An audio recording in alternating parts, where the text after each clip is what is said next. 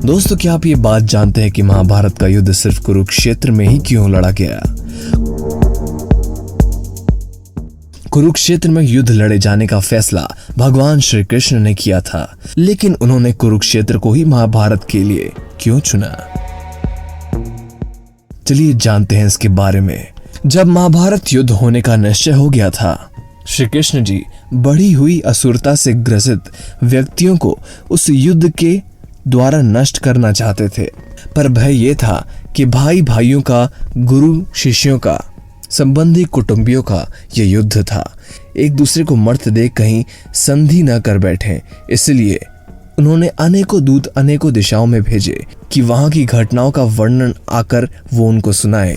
एक दूत ने सुनाया कि अमुक जगह बड़े भाई ने छोटे भाई को खेत में मेड़ से बहते हुए वर्षा के पानी को रोकने के लिए कहा, पर उसने स्पष्ट इनकार कर दिया और उलाहना देते हुए कहा कि तू ही क्यों ना बंद करवा दे, मैं कोई तेरा गुलाम हूँ।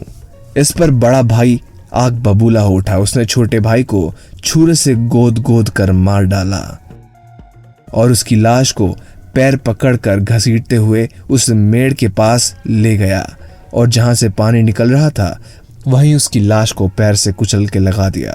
इस निशंसता को सुनकर श्री कृष्ण ने निश्चय किया कि यह भूमि भाई भाई के युद्ध के लिए उपयुक्त है।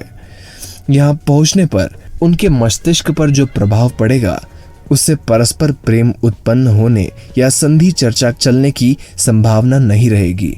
वह स्थान कुरुक्षेत्र था, वहीं युद्ध चल रहा था। महाभारत की यह कथा इंगित करती है कि शुभ और अशुभ विचारों एवं कर्मों के संस्कार भूमि में देर तक समाये रहते हैं। इसलिए ऐसी भूमि में ही निवास करना चाहिए जहां शुभ विचार और शुभ कार्यों का समावेश हो रहा हो।